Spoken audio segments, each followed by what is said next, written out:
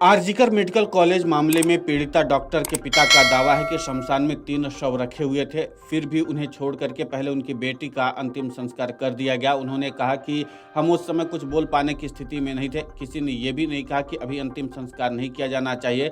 उन्होंने मुख्यमंत्री ममता बनर्जी की भूमिका को लेकर के भी गहरी नाराजगी जताई है।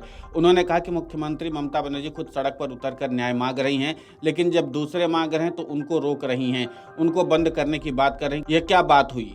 सीएम का रवैया परेशान करने वाला। पीड़िता के पिता ने यह भी कहा कि घटना वाले दिन विभाग और कॉलेज ने किसी ने हमारा सहयोग नहीं किया था। हम तो पहले से ही कहते आ रहे हैं कि पूरा विभाग ही इसमें शामिल है। सीबीआई जांच पर पीड़िता के पिता का कहना है कि जांच एजेंसी पिछले 3 दिनों से अस्पताल के पूर्व प्रिंसिपल संदीप घोष से पूछताछ कर रही है, लेकिन कोई अभी तक नतीजा नहीं निकल कर सामने आया है। हम तो केवल उम्मीद ही रख सकते हैं। उन्होंने कहा कि बेटी के साथ घटना के बाद हम संदीप घोष से नहीं मिले थे। उन्होंने हमें अपने ऑफिस में बुलाया था।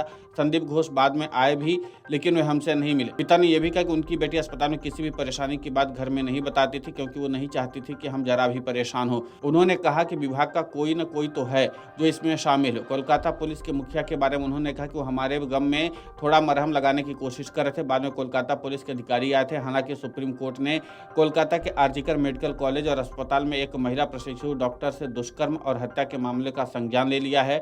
अब इस पर सुनवाई 20 अगस्त को होगी। शीर्ष कोर्ट की वेबसाइट पर 20 अगस्त की सूची के अनुसार मुख्य न्यायाधीश DY चंद्रचूड़ और न्यायमूर्ति JB पारदीवाला और न्यायमूर्ति मनोज मिश्रा की पीठ सुनवाई करेगी। यह मामला कोलकाता के आरजीकर मेडिकल कॉलेज और अस्पताल में प्रशिक्षु डॉक्टर के साथ दुष्कर्म और हत्या से जुड़ा हुआ है। अस्पताल के सेमिनार हॉल में महिला डॉक्टर के साथ दुष्कर्म और हत्या की घटना के बाद देश भर में विरोध प्रदर्शन लगातार हो रहे हैं। प्रशिक्षु डॉक्टर का शव 9 अगस्त को सेमिनार हॉल में गंभीर चोटों के साथ मिला। इस मामले पर एक व्यक्ति को गिरफ्तार किया गया है। कोलकाता हाई कोर्ट ने इस मामले को 13 अगस्त को कोलकाता पुलिस से केंद्रीय अन्वेषण ब्यूरो यानी CBI को सौंपने का आदेश दिया था।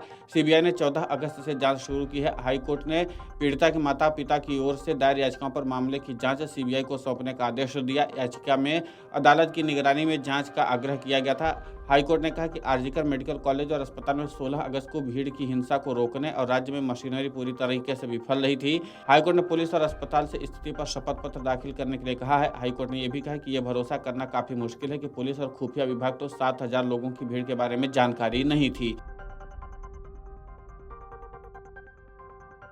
Video desk amarujala.com। अगर आप ये वीडियो YouTube पर देख रहे हैं तो हमारे चैनल को सब्सक्राइब करें और बेल आइकन को दबाना ना भूलें। अगर आप Facebook पर ये वीडियो देख रहे हैं तो हमारे पेज को लाइक करें। अगर आप ये वीडियो YouTube पर देख रहे हैं तो हमारे चैनल को सब्सक्राइब करें और बेल आइकन को दबाना ना भूलें। अगर आप Facebook पर ये वीडियो देख रहे हैं तो हमारे पेज को लाइक करें।